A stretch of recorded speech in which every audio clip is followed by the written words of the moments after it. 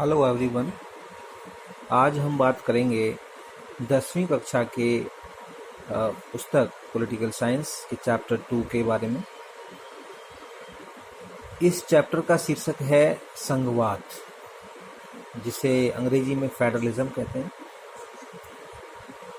संघवाद के बारे में बात करने से पहले हम बात करेंगे इस पुस्तक के पहले चैप्टर के बारे में, जिसका नाम है सत्ता की साझेदारी। सत्ता की साझेदारी में हमने देखा कि किस तरह से दो तरह की सरकारें काम करती हैं। एक फेडरल गवर्नमेंट होती है और दूसरी यूनिटरी गवर्नमेंट होती है। फेडरल का मतलब एक संघीय शासन या संघीय सरकार होती है और दूसरी एकात्मक सरकार होती है। इस चैप्टर में दो उदाहरण हैं, दो देशों के उदाहरण हैं। एक देश है बेल्जियम और दूसरा है श्रीलंका। सत्ता की साझेदारी वाली चैप्टर में बेल्जियम रिप्रेजेंट करता है संघवाद को और श्रीलंका रिप्रेजेंट करता है यूनिटरी फॉर्म ऑफ गवर्नमेंट, अर्थात एकात्मक शासन को, एकात्मक शासन प्रणाली। हालांकि बेल्जियम में पहले से संघवाद नहीं था। संघवाद वहां 1993 में शुरू हुआ। 1993 में बेल्जियम के संविधान को 4 बार संशोधित किया गया और संशोधन के उपरांत उसमें कुछ महत्वपूर्ण संशोधन किए गए, कुछ महत्वपूर्ण बदलाव किए गए, जिन्होंने बेल्जियम को एक संघीय सरकार में बदल दिया या उसे एक संघीय शासन प्रणाली वाला देश बना दिया। ऐसा नहीं है कि वहाँ पर पहले क्षेत्रीय शक्तियाँ नहीं थीं या वहाँ पर पहले राज्य सरकार नहीं थी। वहाँ राज्य सरकारें तो थीं, जैसे कि वहाँ पर 2 प्रमुख क्षेत्र हैं, वेलोनिया और दूसरा है फ्लेमिश। उन दोनों क्षेत्रों की सरकारें थी, लेकिन वो सरकारें उधार की शक्तियों से काम करती थी। मतलब उनकी जो शक्तियाँ थीं वो बेल्जियम की केंद्रीय सत्ता द्वारा या केंद्रीय सरकार द्वारा अथवा राष्ट्रीय सरकार द्वारा उनको दी हुई थी, उनको उधार दे रखी थी, जिन्हें वो कभी भी वापस ले सकती थी। लेकिन 1993 में वहाँ पर एक परमानेंट अरेंजमेंट किया गया, वहाँ एक स्थायी बंदोबस्त किया गया एक तरह से, और उस स्थायी व्यवस्था के तहत वहाँ की 2 क्षेत्रीय सरकारों को शक्तियाँ सौंप दी गई और वो शक्तियाँ संविधान के द्वारा दी गई।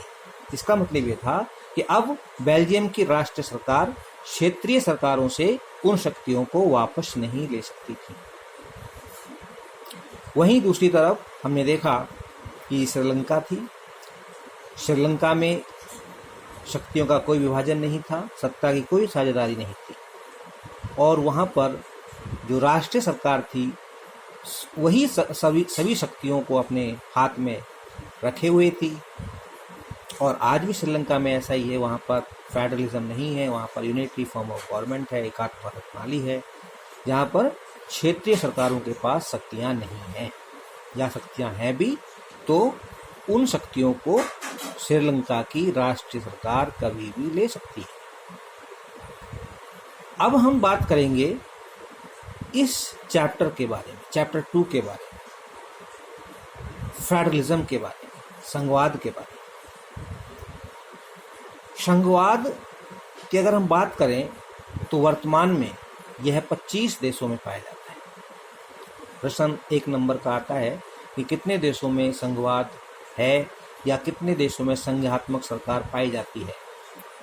तो 25 देशों में संघात्मक शासन प्रणाली वर्तमान में पाई जाती है। ये संघात्मक शासन प्रणाली या संघवाद होता क्या है, इसके अर्थ के बारे में, इसकी परिभाषा के बारे में बात करेंगे, इसकी कुछ मुख्य विशेषताओं के बारे में, इसकी की फीचर्स क्या हैं, इसकी बेसिक फीचर्स क्या हैं, उनके बारे में हम डिस्कस करेंगे। और इसके बाद उन सारे फीचर्स को डिस्कस करते हुए डिटेल में उनके बारे में विस्तार से चर्चा की जाएगी। साथ ही साथ इस वीडियो के अंत में हम फेडरल गवर्नमेंट के टाइप्स के बारे में बात करेंगे कि फेडरल गवर्नमेंट के दो तरह के रूप होते हैं। उन रूपों के बारे में हम बात करेंगे जिनको हम कमिंग टुगेदर फेडरलिज्म कहते हैं और एक होल्डिंग टुगेदर फेडरलिज्म कहते हैं। तो आइए हम शुरुआत करते हैं, संघवाद किसे कहते हैं या संघवाद का क्या अर्थ है, संघवाद से आपका क्या अभिप्राय है। संघवाद बहुत ही सामान्य अर्थ में दोहरा शासन है। दोहरा शासन का अर्थ है दो स्तरीय शासन प्रणाली, यानी कि ऐसी सरकार या ऐसी प्रणाली है ये शासन की जिसमें कम से कम दो सत्रों पर, दो लेवल्स पर सरकारें पाई जाती है। दो स्तर होते हैं किसी भी देश के अंदर। जैसे एक तो पूरा देश होता है और वो देश, उस देश के अंदर बहुत सारी इकाइयां होती हैं। इन इकाइयों को प्रदेश या क्षेत्र या राज्य कहते हैं। जैसे उदाहरण के लिए भारत एक संपूर्ण देश है, लेकिन ये भारत जो बना हुआ है वो अलग अलग राज्यों से बना हुआ है, अलग अलग प्रांतों से बना हुआ है, जिसमें हरियाणा, उत्तर प्रदेश, बिहार, पंजाब, मध्य प्रदेश, महाराष्ट्र, पश्चिम बंगाल इत्यादि 28 राज्य हैं। वर्तमान में 28 राज्य हैं। कुछ दिन पहले तक 29 राज्य हो चुके थे, लेकिन अब 28 रह गए हैं क्योंकि जम्मू कश्मीर को 2 केंद्र शासित प्रदेशों में बांट दिया गया है और वो अब राज्य नहीं है। तो इस तरह से 28 राज्यों से मिलकर के भारत बनता है। ऐसे ही सभी दूसरे राज्य हैं, दूसरे देश हैं, चाहे वो यूएसए हो, यूनाइटेड स्टेट्स ऑफ अमेरिका, जिसको हम संयुक्त राज्य अमेरिका कहते हैं। उसके अंदर 50 राज्य मिलकर के संयुक्त राष्ट्र संघ को बनाते हैं, अमेरिका को बनाते हैं। ऐसे ही हमने देखा बेल्जियम है, जिसमें 2 क्षेत्र हैं प्रमुख रूप से, वेलोनिया और फ्लैमिश। इसी तरह से ऑस्ट्रेलिया है, कनाडा है, स्विट्जरलैंड है। ये ऐसे देश हैं जहाँ पर संघीय शासन पाया जाता है। तो इन संघीय सरकारों में, इन संघीय शासन प्रणालियों में 2 तरह की सरकारें पाई जाती हैं। 2 governments eight 2 different levels. 2 level हो गए। एक तो हो गया केंद्रीय लेवल, केंद्रीय स्तर, जिसको कहते हैं सेंट्रल लेवल, और दूसरा होता है स्टेट लेवल, राज्य स्तर। तो एक सरकार केंद्रीय सरकार होती है और दूसरी राज्य सरकार होती है। इस तरह से हम कहते हैं कि संघीय शासन प्रणाली में दोहरी शासन प्रणाली पाई जाती है, या इसे ड्यूअल पॉलिटी कहते हैं। ड्यूअल पॉलिटी का मतलब दोहरा शासन। 2 तरह की सरकारें वहाँ काम करती है। एक संपूर्ण देश की सरकार, उदाहरण के लिए भारत सरकार संपूर्ण देश की सरकार है, जिसमें राष्ट्रपति महोदय होते हैं, प्रधानमंत्री जी होते हैं, ठीक है। देश की सर्वोच्च न्यायालय है, सुप्रीम कोर्ट, देश की संसद जो देश की विधायिका है, वो सभी देश की सरकार के अंग हैं, भारत सरकार के अंग हैं। इसके अलावा प्रत्येक राज्य, चाहे वो हरियाणा है, चाहे वो पंजाब है या राजस्थान है, मध्य प्रदेश है, उत्तर प्रदेश है, प्रत्येक राज्य की अपनी अपनी सरकारें हैं। जैसे हरियाणा में हरियाणा सरकार है ना, यूपी में यूपी सरकार है, राजस्थान सरकार है, और इन सरकारों के अपने अलग अलग मुख्यमंत्री होते हैं, राज्यपाल होते हैं, उनकी अलग व्यवस्था है। तो इस तरह से संघीय शासन प्रणाली या संघवाद की पहली प्रमुख विशेषता है दोहरी शासन प्रणाली।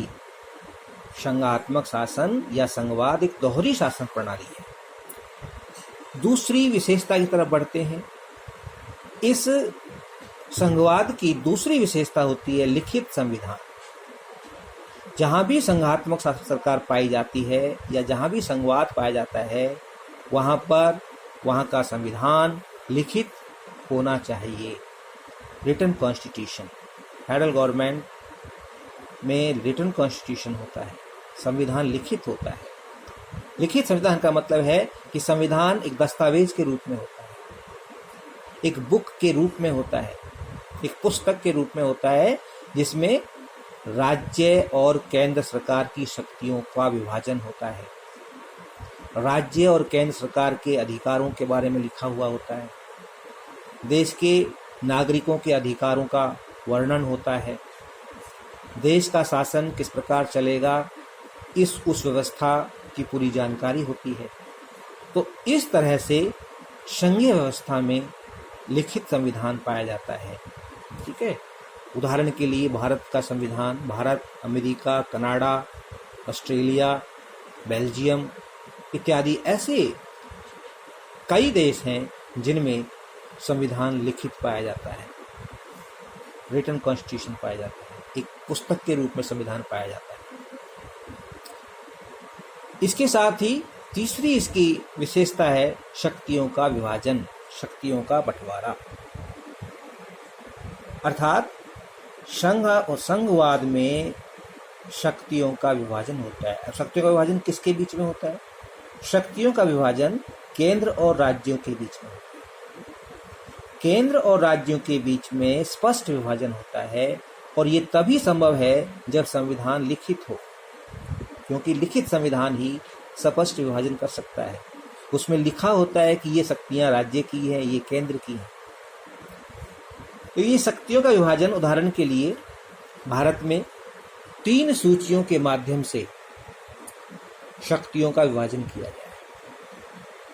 भारत में 3 सूचियां पाई जाती हैं। पहली ये संघ सूची या केंद्र सूची भी कह देते हैं इसको, दूसरी है राज्य सूची या स्टेट लिस्ट, और तीसरी है समवर्ती सूची अथवा कॉन्करेंट लिस्ट।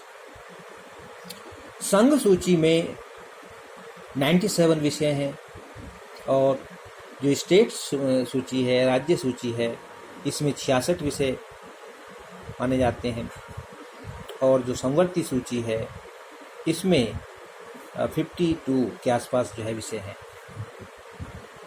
तो ये जो विषय हैं ये अलग अलग सरकारों को उनकी शक्तियों के बारे में बताते हैं। संघ सूची में जितने भी विषय दिए हुए हैं उन पर कानून बनाने का अधिकार सिर्फ और सिर्फ केंद्र सरकार को है, क्योंकि दोहरी शासन प्रणाली है भारत में भी और 2 सरकारें पाई जाती हैं, एक केंद्र सरकार जिसको भारत सरकार कहते हैं और राज्यों में अलग अलग सरकारें पाई जाती हैं। संघ सूची के विषयों पर भारत सरकार को कानून बनाने का अधिकार है, भारत की संसद को कानून बनाने का अधिकार है, और राज्य सूची के जो विषय हैं वो राज्यों को सौंपे गए हैं, राज्य उन पर कानून बनाते हैं। हालांकि विशेष परिस्थितियों में संसद भी इनके ऊपर कानून बना सकती है, लेकिन सामान्य परिस्थितियों में राज्य सूची पर राज्य ही कानून बनाते हैं। समवर्ती सूची पर दोनों को अधिकार है कि वो कानून बना सके। दोनों का मतलब केंद्र और राज्य दोनों ही समवर्ती सूची पर सरकार कानून बना सकते हैं। इसमें ऐसे कुछ विषय होते हैं जो सामान्य हित के होते हैं, जो कॉमन इंटरेस्ट के होते हैं, जैसे शिक्षा दोनों के से संबंधित है, उस पर केंद्र और राज्य दोनों सरकार बना सकते हैं। तो इस तरह से संघीय शासन प्रणाली में या संघवाद में शक्तियों का विभाजन होता है, स्पष्ट विभाजन होता है। उसमें लिखा होता है कि भाई ये शक्तियां केंद्र की हैं और ये शक्तियां राज्य की हैं। चौथी इसकी जो महत्वपूर्ण विशेषता है वो है कि प्रत्येक सरकार का पृथक क्षेत्राधिकार होता है।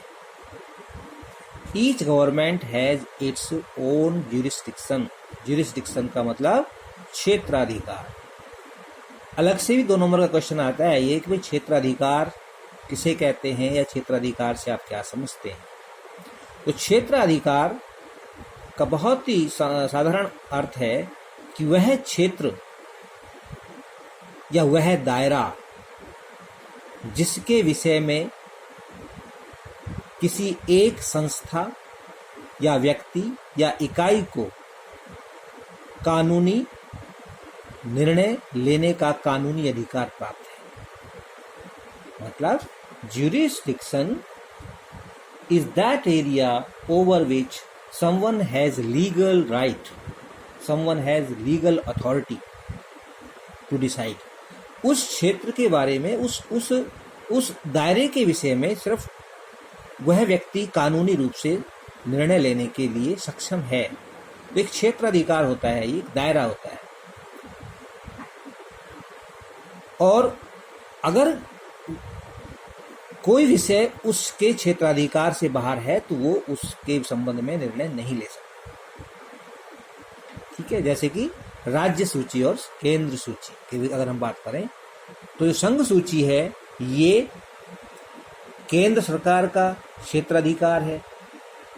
संघ सूची के जो जितने भी विषय हैं उन पर कानून बनाने का अधिकार सिर्फ और सिर्फ केंद्र सरकार को है।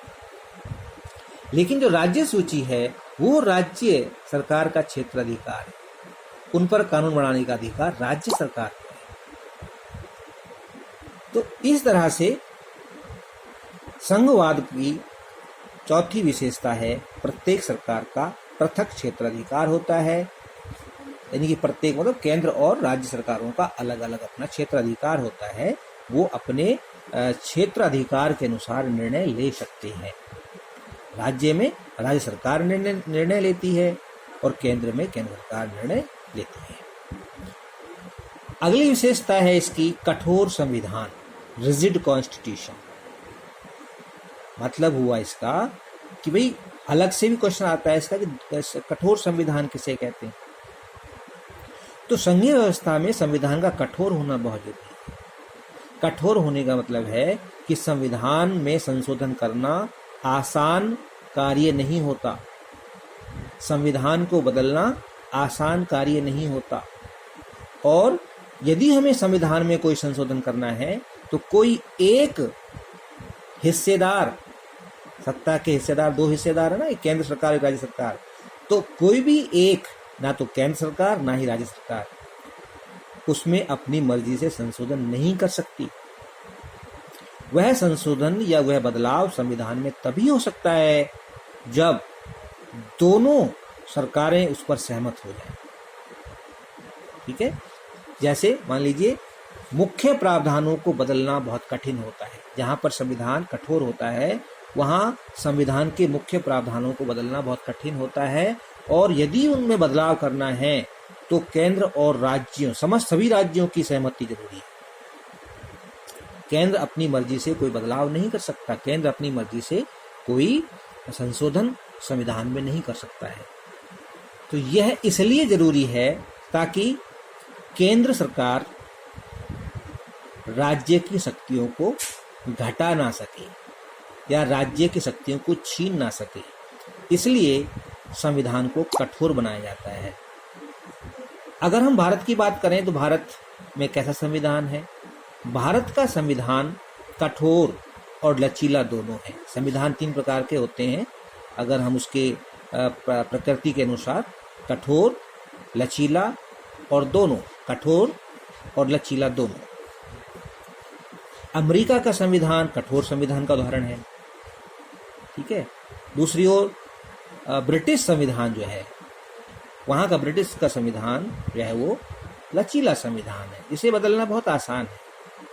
केंद्र सरकार जब चाहे उसमें बदलाव कर सकती है। ठीक है, और क्योंकि वहां पर एकात्म शासन प्रणाली है नहीं, वहां पर एकात्म शासन प्रणाली, संघात्म शासन प्रणाली नहीं है। अगर हम बात करें भारत की, तो भारत का जो संविधान है वो कठोर और लचीला दोनों, अर्थात भारत के संविधान के कुछ प्रावधान बहुत कठिन हैं, उन्हें बदलना बहुत मुश्किल है। उसके लिए एक विशेष प्रक्रिया से गुजरना पड़ता है, और विशेष प्रक्रिया यही है, क्या है?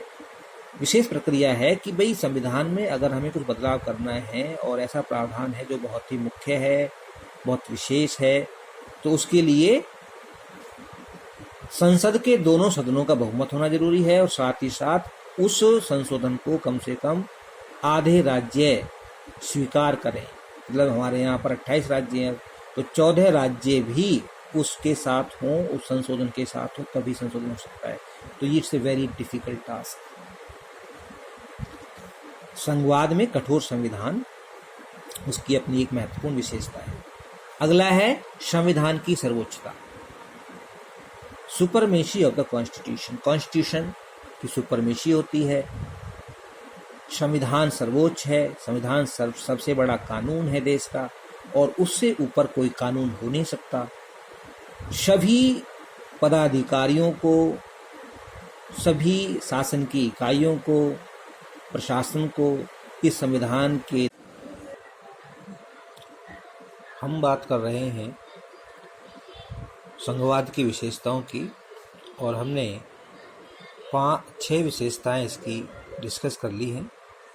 छठी विशेषता संविधान की सर्वोच्चता होती है, जिसका अर्थ है कि संविधान सर्वोच्च है और संविधान से ऊपर कोई नहीं, चाहे वो कोई भी अधिकारी है, पदाधिकारी है, या शासक वर्ग का कोई नेता है, किसी भी पद पर बैठा हुआ कोई व्यक्ति, सभी संविधान के अधीन रह के कार्य करते हैं। इसके साथ ही इसकी 7th फीचर है स्वतंत्र न्यायपालिका, जिसको अंग्रेजी में हम इंडिपेंडेंट जुडिशरी कहते हैं। इंडिपेंडेंट जुडिशरी का मतलब है कि न्यायपालिका स्वतंत्र होती है। जहाँ संघात्मक शासन होता है या संघवाद होता है, वहाँ की न्यायपालिका स्वतंत्र होती है, वो बिना किसी दबाव के कार्य करती है, उसे हर प्रकार के हस्तक्षेप से स्वतंत्र रखा जाता है। और ये इसलिए ज़रूरी है ताकि केंद्र और राज्य के बीच, या केंद्र और नागरिकों के बीच, या राज्य सरकार या किसी नागरिक के बीच कोई टकराव होता है या कोई विवाद होता है, तो उस विवाद का समाधान न्यायपालिका स्वतंत्र रूप से कर सके, निर्भय होकर कर सके, बिना किसी दबाव के कर सके। इसलिए संघ शासन में न्यायपालिका को स्वतंत्र बनाया जाता है। भारत का जो न्यायपालिका है उसमें उच्च न्यायालय और सर्वोच्च न्यायालय शामिल हैं, और दोनों को अपने अपने कार्य क्षेत्र में, अपने अपने क्षेत्राधिकार में स्वतंत्रता दी गई है, उसे कार्य करने की आज़ादी दी गई है। और ना तो केंद्र सरकार और ना ही राज्य सरकार या राष्ट्रपति या राज्यपाल या कोई अन्य पदाधिकारी न्यायपालिका के ऊपर अनुचित दबाव नहीं डाल सकते। अगली जो विशेषता है संघवाद की, वह है न्यायपालिका संविधान की रक्षक होती है। न्यायपालिका संविधान की रक्षा करती है। संविधान की रक्षा का काम न्यायपालिका को सौंपा जाता है। यह संघवाद की एक बहुत ही महत्वपूर्ण विशेषता है। यदि यह विशेषता संघवाद में ना हो, या संघीय सरकार में यह शक्ति ना हो, तो फिर वहाँ का जो संघवाद है या संघीय शासन है वो अधूरा रहता है। क्योंकि यदि संविधान ही सुरक्षित नहीं रहेगा तो फिर संघवाद भी लंबे समय तक नहीं चल सकता। इसलिए न्यायपालिका को संविधान का संरक्षक, उसका रक्षक माना जाता है, और न्यायपालिका संविधान को हर तरह के उसके ऊपर जो होने वाला हमला है उससे बचाता है। और कोई भी अधिकारी या पदाधिकारी यदि संविधान का उल्लंघन करता है, उसकी अवहेलना करता है, उसके विरुद्ध जाता है, उसके विरुद्ध निर्णय लेता है, तो फिर न्यायपालिका को पूरा हक है कि वह उस निर्णय को या उस प्रस्ताव को या कानून को रद्द कर दे। भारत में सर्वोच्च न्यायालय ऐसा कर सकती है। यदि संसद द्वारा बनाया गया कानून किसी भी तरह से संविधान का उल्लंघन करता है या संविधान के दायरे से बाहर है, तो फिर सुप्रीम कोर्ट को ये पूरा अधिकार है कि वो उस कानून को रद्द कर दे। इसी तरह से अगली विशेषता है न्यायपालिका की सर्वोच्चता, जिसे हम सुपरमेशी ऑफ जुडिशरी कहते हैं। सुपरमेशी ऑफ जुडिशरी ये है, देखी जाती है व्याख्या करते समय। कई बार सर्वोच्च न्यायालय के पास इस तरह के विवाद आते हैं जिनमें कोई संवैधानिक प्रश्न छुपा हुआ होता है, और जरूरत होती है कि संविधान की व्याख्या की जाए। संविधान का कोई ऐसा नियम है जिसके ऊपर टकराव है, केंद्र सरकार या राज्य सरकार कि अलग अलग उसके ऊपर विचार हैं या राय है, तो उस स्थिति में फिर सर्वोच्च न्यायालय की शरण में जाया जाता है और सर्वोच्च न्यायालय फिर संविधान की व्याख्या करता है और सर्वोच्च न्यायालय द्वारा दी गई संविधान की व्याख्या अंतिम मानी जाती है ना। सर्वोच्च न्यायालय ने जो व्यवस्था दे दी वो अंतिम मानी जाती है। इसलिए कहा जाता है कि न्यायपालिका सर्वोच्च होती है। तो यह संघात्मक सरकार या संघवाद की एक अगली महत्वपूर्ण विशेषता है। नेक्स्ट फीचर है दो सदनीय विधायिका या द्विसदनीय विधानमंडल। ये विधानमंडल केंद्रीय विधानमंडल के विषय में हम बात करते हैं। विधानमंडल को हम अलग अलग नामों से जानते हैं। अगर हम भारत की बात करें तो भारत में विधानमंडल को संसद कहते हैं। तो भारत की जो संसद है उसके दो सदन हैं, राज्यसभा और लोकसभा। राज्यसभा ऊपरी सदन है और लोकसभा निम्न सदन है, निचला सदन है। और इस तरह से दोनों मिलकर के संसद का निर्माण करते हैं। इसमें दो सदन इसलिए होने जरूरी हैं ताकि एक सदन राज्यों का प्रतिनिधित्व कर सके।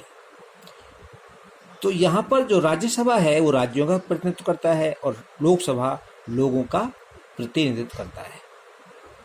तो राज्यों को प्रतिनिधित्व देने के लिए, स्टेट को रिप्रेजेंटेशन देने के लिए विधायिका का द्विसदनीय होना जरूरी है और ये संघीय व्यवस्था में पाया जाता है। संघीय व्यवस्था की अगली विशेषता है दोहरी नागरिकता, डबल सिटीजनशिप। जहां पर संघवाद पाया जाता है वहां पर दोहरी नागरिकता भी पाई जा सकती है। ये जरूरी नहीं है कि हर संघवाद में या हर संघात्मक शासन में दोहरी नागरिकता हो, है। उदाहरण के लिए भारत में दोहरी नागरिकता नहीं पाई जाती जबकि भारत में संघवाद है। वहीं अमेरिका में दोहरी नागरिकता है, डबल सिटीजनशिप है।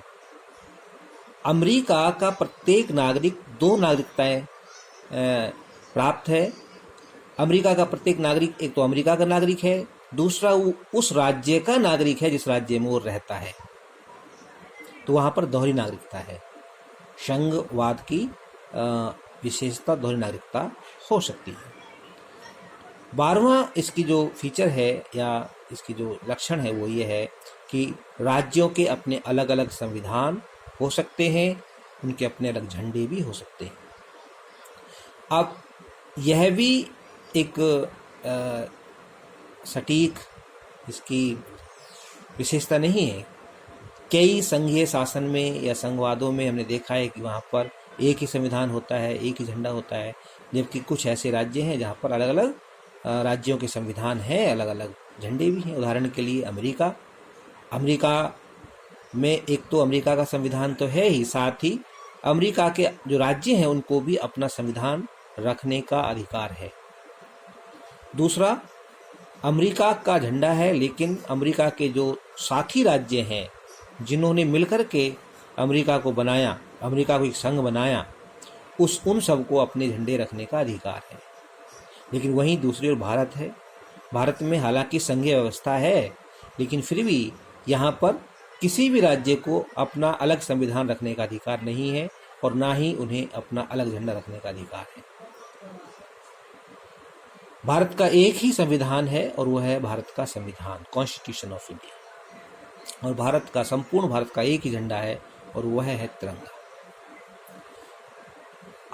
अगली जो विशेषता है संघवाद की वह है दोनों स्तर की सरकारों के लिए राजस्व की व्यवस्था की जाती है। जहां भी संघीय व्यवस्था होगी वहां पर राजस्व की व्यवस्था की जाएगी। अब राजस्व जो कि इसको हम रेवेन्यू कहते हैं अंग्रेजी में, या फिर इसको हम धन संपदा कहते हैं, धनराशि कहते हैं, तो इसकी बहुत आवश्यकता होती है। राज्य का इंजन होता है ये। जैसे गाड़ी का इंजन है और अगर इंजन खराब तो फिर गाड़ी नहीं चल सकती। उसी तरह से अगर कोई राज्य अपने यहाँ राजस्व की व्यवस्था नहीं कर पाता है, अपने खर्चे चलाने के लिए उसके पास पर्याप्त धन नहीं होता, उसके धन के स्रोत नहीं है, उसकी आमदनी की स्रोत नहीं है, तो फिर वो राज्य लंबे समय तक टिक नहीं सकता, चल नहीं सकता, वो समाप्त हो जाता है या किसी और दूसरे शक्तिशाली राज्य द्वारा उसको गुलाम बना लिया जाता है। तो जहाँ पर भी संघ व्यवस्था होती है वहाँ पर दोनों सरकारों के लिए, दोनों सत्रों की सरकारों के लिए, यानी केंद्र सरकार और राज्य सरकार के लिए राजस्व की व्यवस्था कर दी जाती है। भारत के संविधान में भी यह व्यवस्था की गई है, और ताकि दोनों सरकारों के अपने जो जरूरी खर्चे हैं वो चल सकें। तो ये जो महत्वपूर्ण विशेषताएं हैं, इनके अलावा और भी कई सारी इसकी संघीय सरकार की विशेषताएं पाई जाती हैं, लेकिन ये इनकी जो है मुख्य विशेषता है, प्रमुख विशेषताएं हैं। संघीय सरकार में अगर ये विशेषताएं नहीं पाई जाएंगी तो फिर वह सरकार संघीय सरकार नहीं हो सकती। तो मूल विशेषताएं हैं ये संघीय सरकार की। अब हम बात करते हैं कि भारत की संघीय व्यवस्था या भारत की संघ सरकार की क्या विशेषताएं हैं, या भारतीय संविधान की कौन सी संघीय विशेषताएं हैं। क्योंकि भारत भी एक संघीय शासन प्रणाली है, भारत में भी संघवाद पाया जाता है। तो क्या भारत में ये सभी विशेषताएं हैं या फिर कुछ अलग विशेषताएं हैं?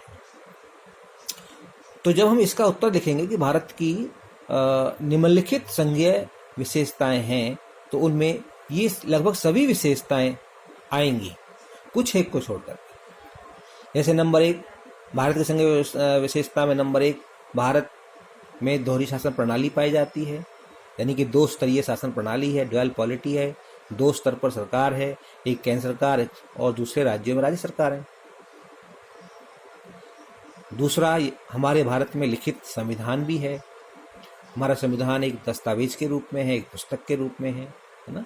इसमें 395 अनुच्छेद हैं, 22 भाग हैं, उसके 12 अनुसूचियां हैं। इसी तरह से यानी भारत का एक लिखित संविधान जिसको हम कहते हैं वो भारत में पाया जाता है। नंबर 3 है शक्तियों का विभाजन। भारत में शक्तियों का विभाजन पाया जाता है 3 सूचियों के माध्यम से, संघ सूची, राज्य सूची और संवर्ती सूची के माध्यम से केंद्र और राज्यों के बीच में शक्तियों का स्पष्ट विभाजन कर दिया गया है। 4, प्रत्येक सरकार का पृथक क्षेत्राधिकार। यह विशेषता भारतीय संघ की भी है। यहाँ दोनों सरकार, चाहे वो केंद्र सरकार या राज्य सरकार, उनके अपने अलग अलग क्षेत्राधिकार हैं, अपने अलग अलग दायरे हैं, और उन्हीं दायरों में रहकर वो कार्य करती हैं। जैसे केंद्र सरकार संघ सूची पर में दिए गए विषयों पर कानून बनाती है, और राज्य सरकारें राज्य सूची में दिए हुए विषयों पर कानून बनाती है। तो इन दोनों के क्षेत्राधिकार, ज्यूरिसडिक्शन अलग अलग है।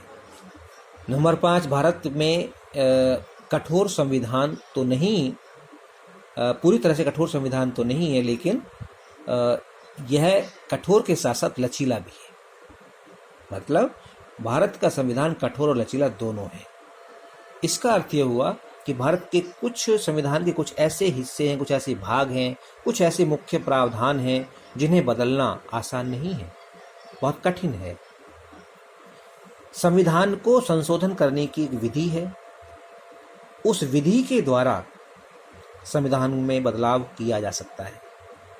अब तक भारत में 100 से अधिक संशोधन हो चुके हैं।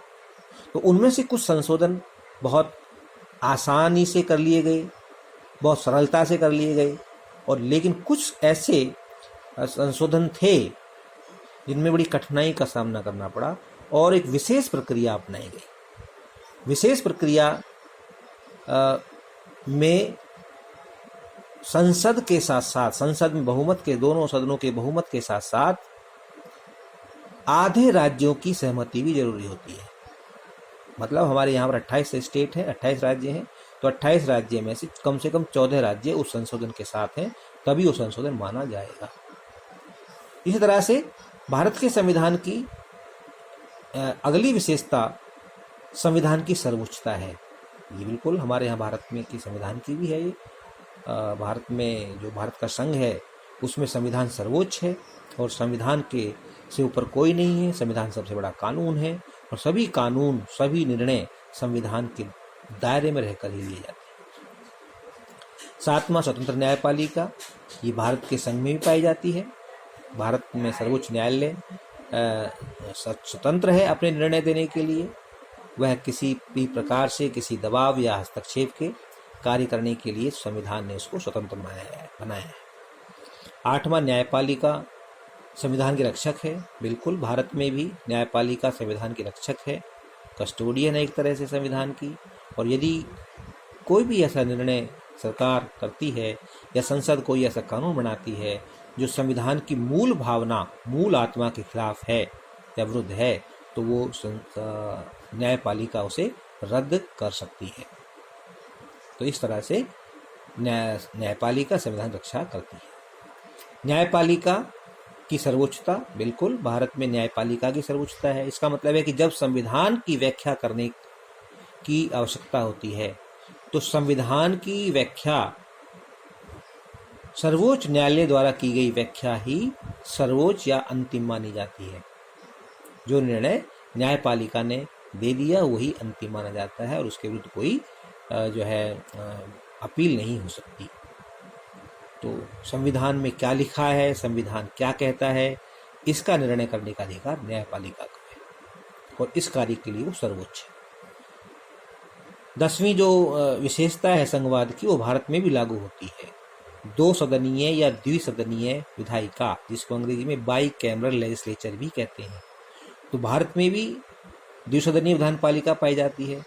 मतलब भारत की जो विधानपालिका है संसद है और संसद के 2 सदन है, राज्यसभा और लोकसभा। 11वीं जो विशेषता है दोहरी नागरिकता, ये भारत के ऊपर लागू नहीं होती है। ये भारत के ऊपर लागू नहीं होती है। भारत में दोहरी नागरिकता नहीं है, भारत में सिर्फ इकहरी नागरिकता है, तो ये भारत के ऊपर लागू नहीं होती।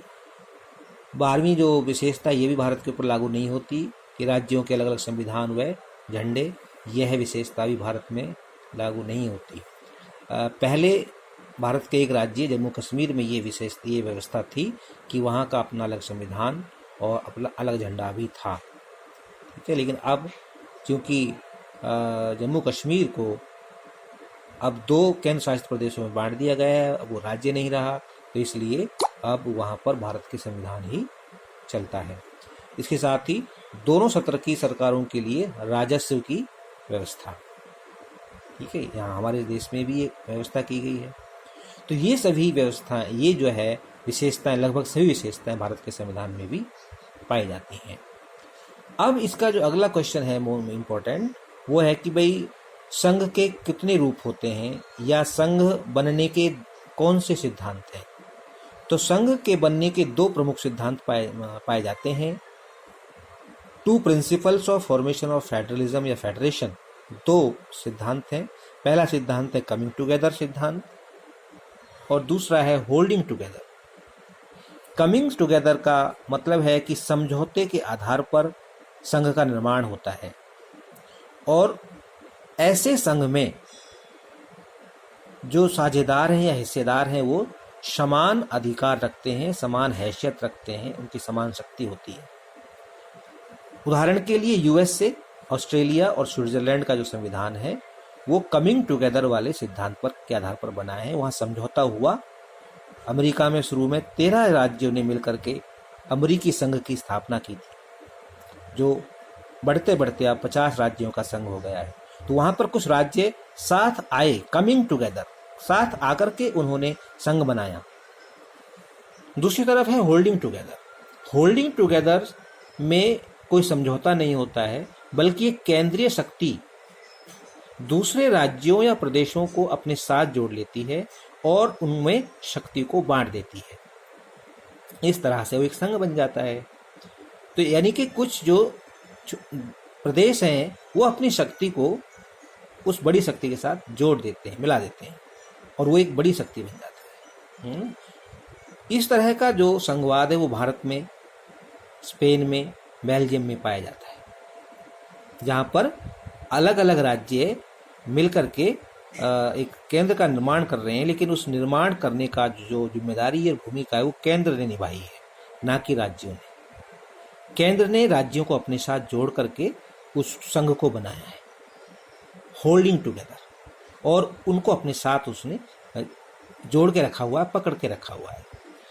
दूसरी ओर कमिंग टुगेदर में समझौता होता है। कुछ राज्य अपनी मर्जी से एक साथ आते हैं और निर्णय लेते हैं कि हम एक संघ का निर्माण कर रहे हैं और उसका सबसे अच्छा उदाहरण है USA, United states of America. तो इस तरह से इस चैप्टर में ये बहुत ही महत्वपूर्ण टॉपिक्स को डिस्कस किया है।